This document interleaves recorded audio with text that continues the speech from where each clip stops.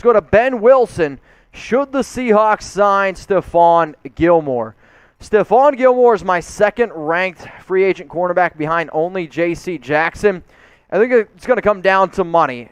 It also depends on what Seattle is trying to do. I know Seattle's probably going to think that they're still in win-now mode. If Russell Wilson leaves, though, the fact that they don't have too much draft capital, they do have some money to be able to go out and spend.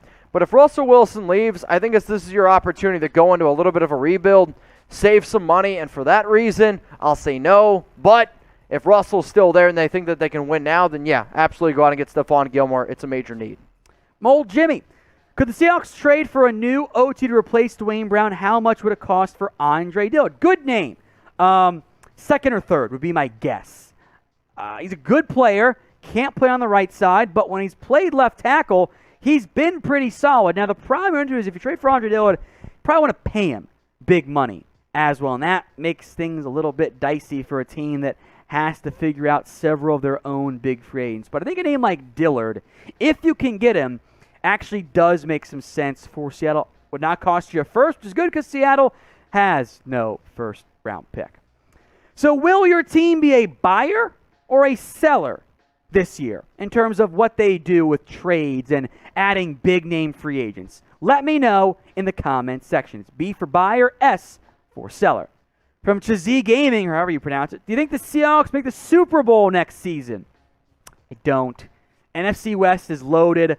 I think they'll be better than what they were last year, but I'm not going to bank on them, being able to make it to the Super Bowl unless they get super aggressive, which is what I would do, but I'm not sure that organization will end up doing it. From Taylor Holland, based on when they came out only, Malik Willis have a better chance to be Dak Prescott upside or Dwayne Haskins 2.0. So I think that the player comparison from play style standpoint don't really do it for me. Willis is way more athletic than either of those guys is and more raw as a passer. Prescott has had success because he has been one of the premier workers in the NFL and is pretty darn accurate and great pre-snap. Malik Willis is not there yet in those areas, in the pre-snap area.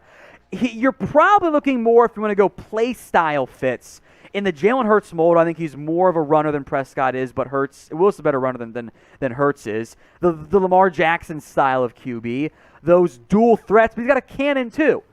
So Willis has more upside than either of those two guys did, but he's also not there yet as a passer. If he hits, I think he's a top 10 QB. I am concerned about him hitting, though. So I'm not really answering your question, which he's more like. I think if you're looking for a play style of those two, I think the closest thing to Prescott this year is actually probably Desmond Ridder, the UC quarterback. They got some strengths and weaknesses there. Willis, I'm looking to see if I have a player comp here for me in my notes, though I've already finished him up here. I think, here's my player comp for Willis. Stronger armed version and a bit more athletic of Tyrod Taylor. They're very similar builds. Their athletic testing wasn't that different either. Now, Willis's arm and upside is better than Taylor's is, but he's got to prove it first. The highs are incredible. The lows for Malik Willis are pretty concerning as well. Super Bowl 56 is in the books. The Los Angeles Rams took down the Cincinnati Bengals. But now here's my question. I want you to look into the crystal ball, and I want you to let me know who is going to win Super Bowl 57. I know the last time I checked the terms of the teams that were the favorites, Chiefs, Bills, Rams, Cowboys, Bengals, and I believe the 49ers were the top 6 teams to go on and win Super Bowl 57. If you disagree with those 6 odds, hey, let me know what you guys are thinking. Today's video is powered by our sportsbook partner, BetUS. Head over to chatsports.com/bet and use the promo code you guys see on that. It's NFL Daily. It'll get you a 125% deposit bonus when you put down at least $100. Chatsports.com/bet, promo code NFL Daily. Let's go to Taco Frog 88. Who is the biggest defensive free agent? If you're talking about height and weight, I do not know the answer to that. If you're talking about just who I think the top offensive free agent is, I'll say J.C. Jackson. He's a shutdown corner. He's had 17 interceptions the past 2 seasons, 25 picks the past 4. Dude had 23 pass breakups. So if you need a shutdown corner, I'm going to go ahead and say it's a guy like J.C. Jackson. If it's overall height and weight, I don't really have a good answer for it on that, but I know. I'm being sarcastic. Just from Michael Ayers, do you think Kyler Murray will be traded? So for those of you that don't know, Kyler Murray, at the beginning of this week, made note of, hey, his social media was scrubbed, which is super weird. It leads to all of the rumors, right?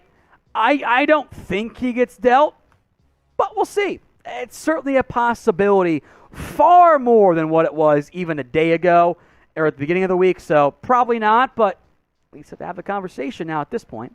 Let's go to NY Jets, Florida. Where will Dante Fowler sign? Really good question. We were actually talking about it before I went live here on today's show. So the Atlanta Falcons, they released Dante Fowler, who I believe was the number 3 overall pick a few years ago, if my memory serves me correct. He's bounced around from the Rams, went over to Atlanta. He can sign basically anywhere. The issue is this, though, right? If I'm an NFL team, and the fact that Atlanta released him now, that one is a red flag to me. On top of that, I'm going to save my money. I'm going to wait until free agency, and then I'm going to go out and spend. And if Fowler's still available after you go out and get your top priority guys, then sure. But I'll say right now, anybody that's in desperate need of an edge rusher. Taylor Holland, love the show. Perfect timing coming after the sub-read. You guys should do a top 50 prospect NFL pro comp show.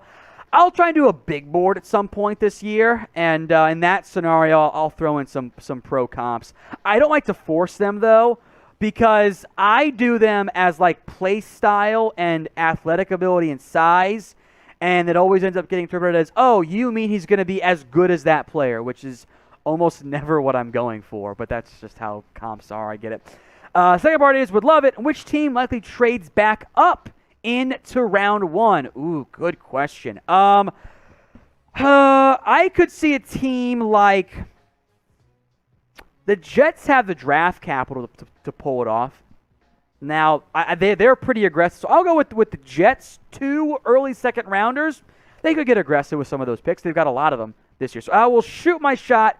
Give me the Jets this year. If you want more free NFL videos, boy, if you guys come to the right spot, hit that big red button and subscribe today for free NFL videos on news, rumors, trades, draft, free agency, and mailbags like these. Hit that big red button and subscribe today. From Dan233, will the Lions ever be good? Yes, they will. At some point in the lifetime of football in the NFL, the Lions will win another playoff game. I don't know when, but it'll happen at some point.